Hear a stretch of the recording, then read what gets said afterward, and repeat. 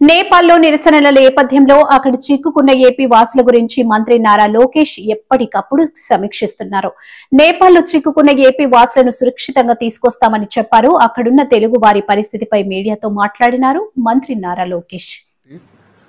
Food గానీ, water గానీ, power గానీ ఎన్ని ఉన్నాయా లేవా, ఏమైనా చేసేది ఉందని కూడా రియల్ టైం తెలుసుకుంటాం జరిగింది.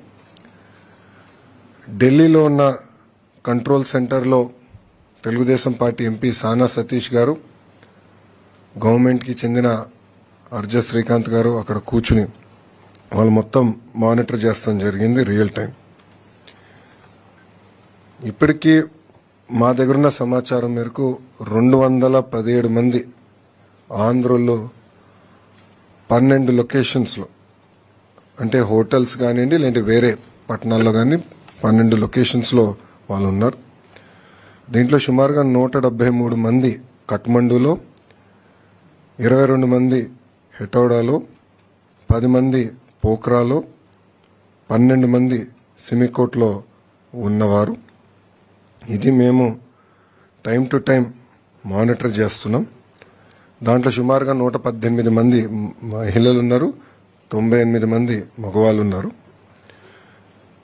అటు ఏపీ భవన్ కానివ్వండి, ఇక్కడ ఆంధ్ర రాష్ట్రంలో ఉన్న కమాండ్ సెంటర్ కానివ్వండి, మేము టైం టు టైం అటు ఎంబసీతో అదేవిధంగా ఇతర అధికారులతో మాట్లాడటం జరిగింది.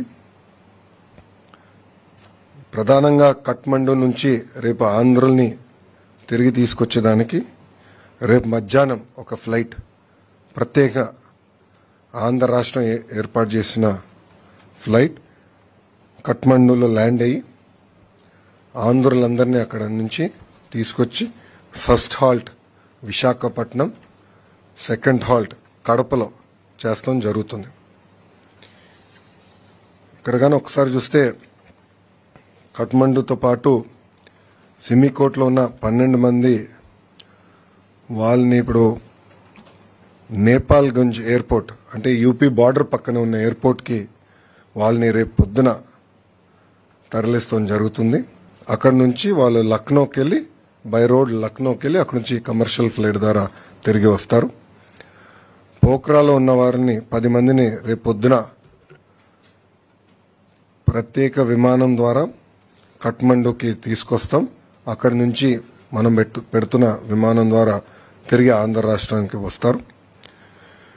ఇంకొక 22 మంది హెటౌడాలో ఎవరైతే ఉన్నారో వాళ్ళు ఈరోజు రాత్రే రాక్సాల్, ఎక్కడైతే బీఆర్ బార్డర్ ఉందో అక్కడికి వెళ్తారు. వాళ్ళు బై రోడ్ వెళ్ళి అక్కడ ఆల్రెడీ మేము డిస్ట్రిక్ట్ మేజిస్ట్రేట్ వాళ్ళతో మాట్లాడటం జరిగింది. వాళ్ళకి కావాల్సిన ఏర్పాట్లు కూడా, ఇమిగ్రేషన్ కానీ ఏమైనా ఏర్పాట్లు ఉంటే కూడా అధికారులతో మాట్లాడడం. అది ఏపీ భవన్ అక్కడ నుంచి సబ్సిక్వెంట్గా వాళ్ళ ట్రావెల్ కార్యాచరణలు కూడా ఏర్పాటు చేస్తాం జరుగుతుంది. మళ్ళీ రేపు పొద్దున మేము 10ంటికి అందరం ఇక్కడ అసెంబ్లీ అవుతున్నాం రియల్ టైం గవర్నెన్స్ సెంటర్లో. రేపు 10 నుంచి కంటిన్యూస్గా మానిటర్ చేసి ప్రతి ఆంధ్రుడు తిరిగి వచ్చే వరకు మేము అందరం పనిచేస్తాం.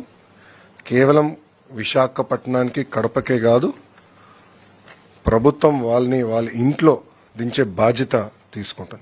అంటే ఎయిర్పోర్ట్లో కూడా వాళ్ళకి కావాల్సిన వాహనాలు ఏర్పాటు చేసి నేరుగా వాళ్ళని వాళ్ళ ఇంట్లో దింపే బాధ్యత కూడా మేము తీసుకుంటున్నాం.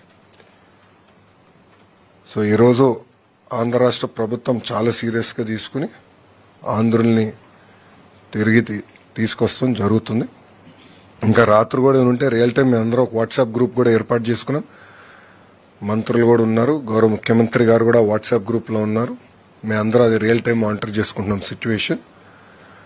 ప్రతి 2 గంటలు ఒకసారి కూడా మేము గౌరవ ముఖ్యమంత్రి గారికి సిచ్యువేషన్ ఏంటి, గ్రౌండ్ పరిస్థితి ఏంటో తెలియజేస్తాం జరుగుతుంది. సో రేపు సాయంత్రం కల్లా, మ్యాక్సిమం లేట్ నైట్ రేపు రాత్రి కల్లా అందరూ క్షేమంగా వాళ్ళ ఇంటికి చేర్చే బాధ్యత ఆంధ్ర రాష్ట్ర ప్రభుత్వం తీసుకుంటుంది.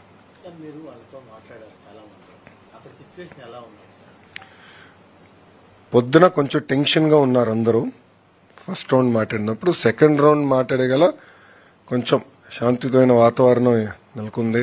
ఆర్మీ వాళ్ళు కూడా వాళ్ళు చేయాల్సిన కార్యక్రమాలు చేస్తున్నారు. సో ఇప్పుడు ప్రశాంతంగా ఉంది అనేది వాళ్ళు చెప్పారు. కానీ వాళ్ళు వెళ్ళినప్పుడు కొంతమంది అయితే ఏకంగా బస్ స్టాండ్ లో దాక్కునే పరిస్థితి, అప్పుడు బస్ స్టాండ్ కూడా తగలబెట్టారని వాళ్ళు చెప్తాం. ఒకరైతే ఏకంగా రోడ్డు పైన ఉన్న పరిస్థితి మొత్తం మాకు చూపించారు. అంటే రాత్రి షాపుల పైన జరిగిన దాడులు కానీ, హోటల్స్ పైన జరిగిన దాడులు కానీ అవన్నీ కూడా వీడియో కాల్ ద్వారా వాళ్ళు మాకు చూపిస్తాం కూడా జరిగింది.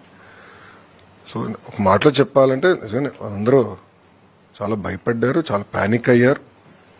ఒక పక్కన వాతావరణం కొంచెం కామ్ అవుతాం, రెండోది ఆంధ్ర రాష్ట్రం నుంచి మేము అంటే 12 గ్రూప్స్ ఉన్నాయి కనుక 12 మందితో మాట్లాడి, కోఆర్డినేటర్ ఉన్నారు కదా, కోఆర్డినేటర్తో మాట్లాడి మళ్ళీ అందరితో కూడా మాట్లాడి మేమున్నాం, మీకు ఏమైనా ఇబ్బంది ఉందంటే ఇమీడియట్గా మాకు ఒక ఫోన్ చేయండి, ఒక మెసేజ్ పెట్టండి, we'll take it up seriously అని చెప్తాం కూడా జరిగింది. సో ఆ పానిక్ రియాక్షన్ లేకుండా మేము చూసుకున్నాం. అట్లా ఏం ప్రాబ్లం, మెడికల్ అటెన్షన్ ఏం అవసరం లేదని కూడా వాళ్ళు చెప్పారు. మెడిసిన్స్ ఏమైనా అవసరమా అని కూడా అడిగాము. సరిపడా స్టాక్ ఉన్నాయి మాకు, నో ప్రాబ్లం అని చెప్తాం జరిగింది. వాళ్ళు రియల్ టైం చెప్పారు. అంటే ఎప్పుడు ఇది ఎయిర్పోర్ట్ ఓపెన్ అవుతుంది, ఏంటి ఫ్లైట్స్ ఎప్పటికల్లా రావచ్చు, అవన్నీ కూడా టైం టు టైం మేము కోఆర్డినేట్ చేసాం. ఇప్పుడు కేంద్రంలో మన మినిస్టర్ ఆఫ్ సివిల్ ఏవియేషన్ రాము ఉన్నాడు. రాముతో కూడా నేను దాదాపు ఒక 10-12 సార్లు మాట్లాడా ఈరోజు. సో ఆయన క్యాబినెట్ మీటింగ్ వెళ్ళే ముందర మాట్లాడా, క్యాబినెట్ మీటింగ్ వెళ్ళిన తర్వాత కూడా మాట్లాడా. మీటింగ్ అయిన తర్వాత మాట్లాడిన తర్వాత ఆయన కూడా ఒక మీటింగ్ పెట్టుకున్నారు ఢిల్లీలో. పెట్టుకుని ఒక ఆంధ్ర రాష్ట్రమే కాదు, రేపు మహారాష్ట్రకి ఎన్ని ఫ్లైట్లు వేయాలి, ఢిల్లీకి ఎన్ని ఫ్లైట్లు వేయాలి కూడా, ఎందుకంటే భారతదేశంలో ఉన్న భారతీయులందరూ తిరిగి తీసుకురావాలి కదా. సో ఆ బాధ్యత కూడా రాము తీసుకుంటున్నాడు.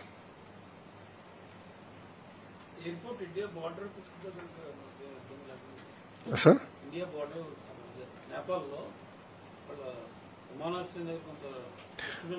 లేదు, ఇప్పుడు అంతా ఇష్యూ సెటిల్ అయిపోయింది, పర్మిషన్ ఇచ్చారు. సో అందుకే రేపు మధ్యాహ్నం కదా మనం ఫ్లైట్ వెళ్తుంది మన వాళ్ళు వైజాగ్కి. ఇంకా ఐ థింక్ అక్కడి నుంచి 2.5 గంటల ఫ్లైట్ మనకి వైజాగ్.